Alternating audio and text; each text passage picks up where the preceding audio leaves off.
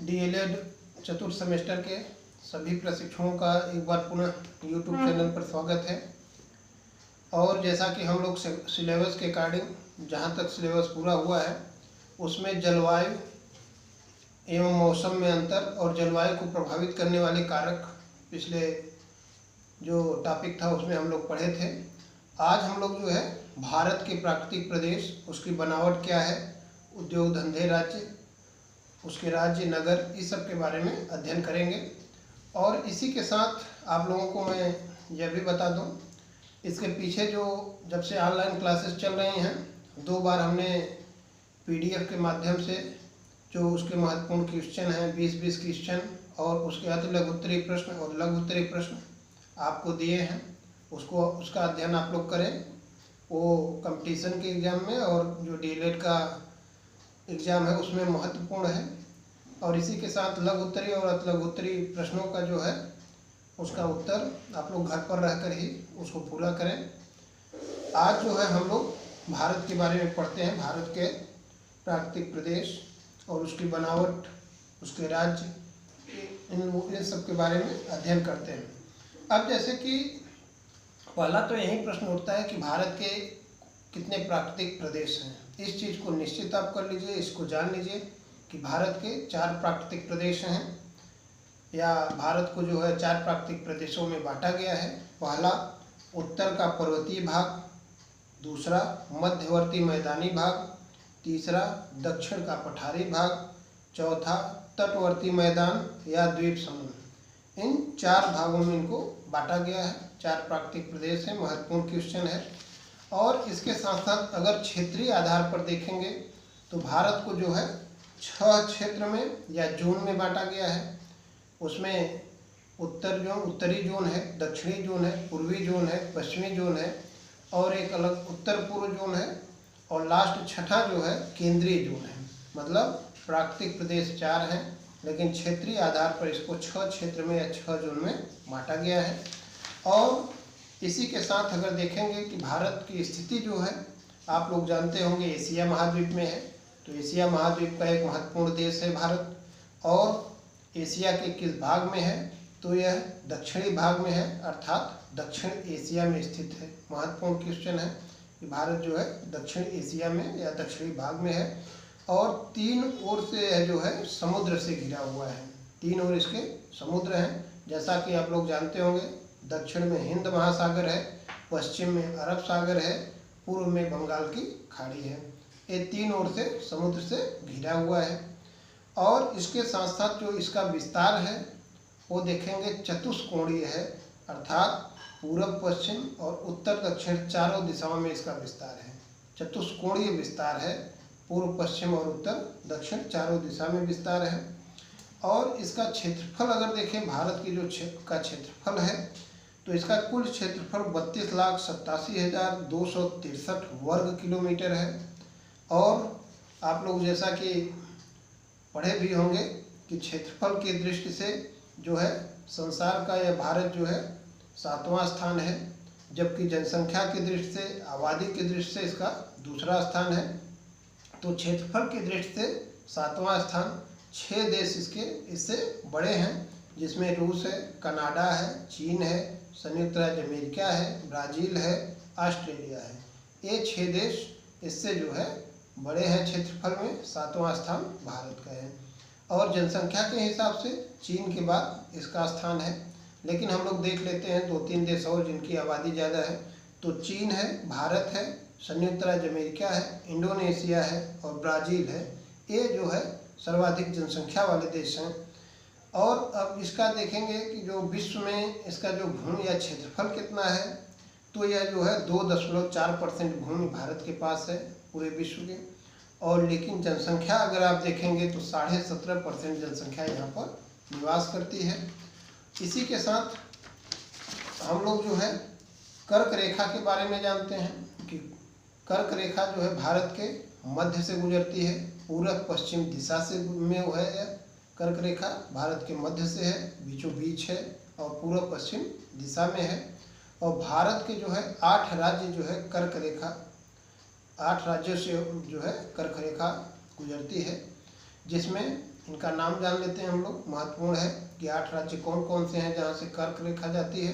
तो झारखंड है, छत्तीसगढ़ है, मध्य प्रदेश है, मिजोरम है, त्रिपुरा है, पश्चिम बंगाल, गुजरात, राजस्थान। ये 8 राज्य हैं जहाँ से कर्क रेखा गुजरती है।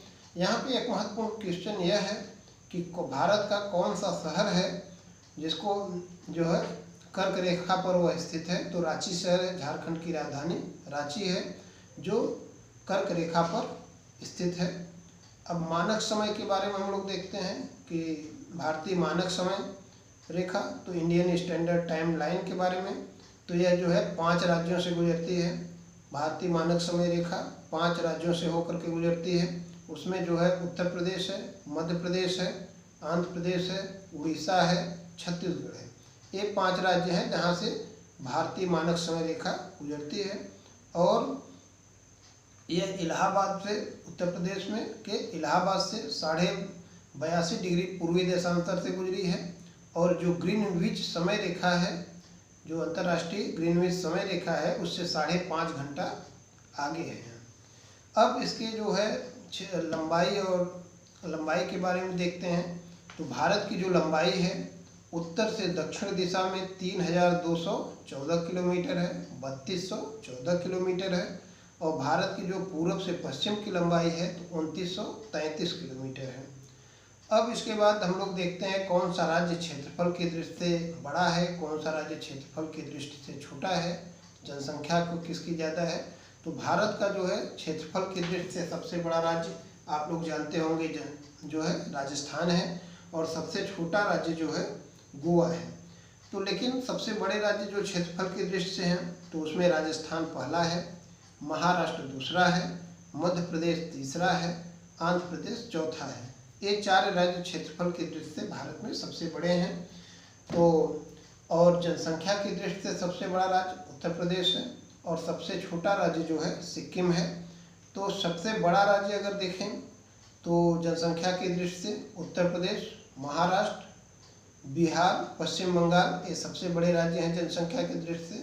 और सबसे छोटा राज्य जो है क्या है, सिक्किम है। अब इसकी जो स्थलीय सीमा है भारत की, मुख्य भूमि की सीमा क्या है, कितनी है, तो 15,200 किलोमीटर है।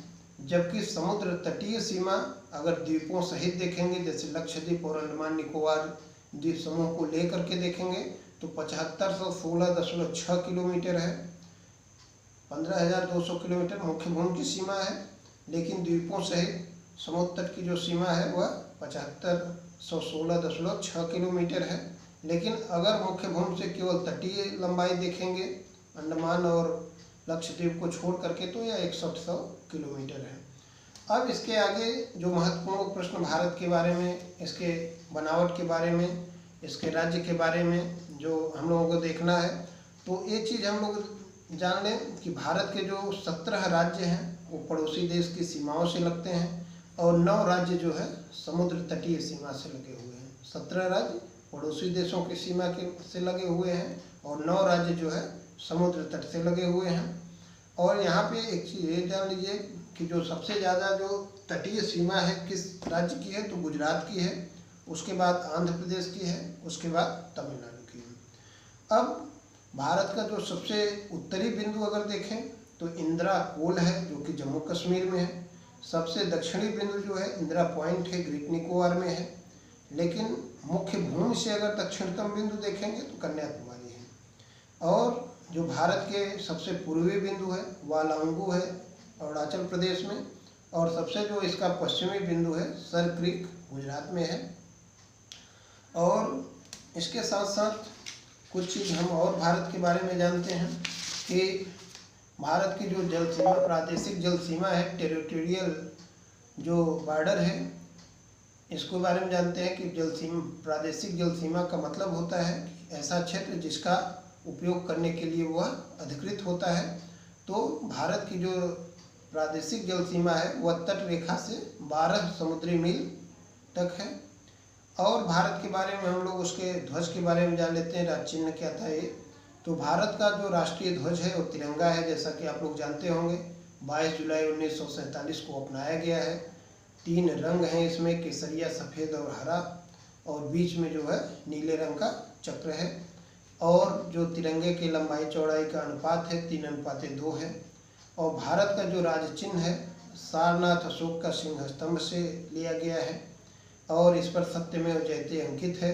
जैसा कि पहले सेमेस्टर में था, सत्यमेव जयते कहाँ से लिया गया है, तो मुंडकोपनिषद से लिया गया है। इसको 26 जनवरी 1950 को अपनाया गया था। राष्ट्रगान की बात करें, जनगण मन की बात करें, तो इसकी रचना रविन्द्रनाथ टैगोर जी ने किया है। 52 सेकंड में इसको गाया जाता है और 24 जनवरी 1950 को इसको अपनाया गया था। आप देखेंगे कि कलकत्ता का जो कांग्रेस अधिवेशन हुआ था 1911 में, उसके अध्यक्ष BN धर या बिशन नारायण धर थे। इसी अधिवेशन में जो है इसको पहली बार गाया गया था। अब भारत का राष्ट्रीय गीत अगर देखें तो वंदे मातरम है। इसका रचना जो है बंकिम चंद्र चटर्जी ने किया था और इसको 65 सेकेंड अर्थात 1 मिनट 5 सेकेंड में गाया जाता है।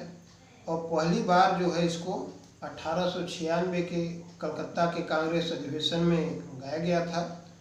इसके अध्यक्ष रहमतुल्लाह सयानी थे। अब जैसे राष्ट्रीय पशु आप लोग जानते ही होंगे, बाघ है, पैंथेरा टिग्रिस लिन्नायस इसका वैज्ञानिक नाम है। राष्ट्रीय पक्षी मयूर है, पाओ क्रिस्टेसस वैज्ञानिक नाम है। राष्ट्रीय पुष्प जो है कमल है, नेलम्बो न्यूसीफेरा इसका वैज्ञानिक नाम है। राष्ट्रीय फल जो है आम है, मैंगीफेरा इंडिका इसका वैज्ञानिक नाम है। अब पड़ोसी देश भारत के जो अगर देखेंगे तो कुल पड़ोसी देश इसके 7 हैं और 16 राज्य जो है इन पड़ोसी देशों की सीमा से जुड़े हुए हैं। अगर सीमा की लंबाई देखें सर्वाधिक किस देश की है, तो बांग्लादेश की है। भारत से सबसे ज़्यादा सीमा की लंबाई बांग्लादेश की है, 4016 किलोमीटर 96 किलोमीटर है। उसके बाद चीन की है, पाकिस्तान की है, नेपाल की, उसके बाद म्यांमार, भूटान और अफगानिस्तान। तो सबसे ज़्यादा जो सीमा की लंबाई है किस देश के साथ है, बांग्लादेश के साथ। सबसे कम किसकी है, तो वह जो है अफगानिस्तान के साथ है। अब आगे जो सिलेबस के अकॉर्डिंग हम लोग पढ़ेंगे आगे की क्लास में, वह जो है उत्तर प्रदेश के बारे में हम लोग थोड़ा सा जानेंगे। यहाँ की अनुसूचित जातियाँ जनजातियों के बारे में पढ़ लेंगे। और आप लोगों से यही निवेदन है कि अब जो आगे भी क्लास चलेगी उसका भी हम क्वेश्चन बना करके आप लोगों के व्हाट्सएप ग्रुप में नीरज सर द्वारा डलवा देंगे। आप लोग इसका अध्ययन जरूर करें। ऑब्जेक्टिव क्वेश्चन का जो लघुत्तरी अतिलघुत्तरी प्रश्न दिए जा रहे हैं उसको भी आप लोग घर पे लिखें। कम से कम ये चीज़ें आप घर पे करेंगे, आपकी तैयारी होती रहेगी। धन्यवाद।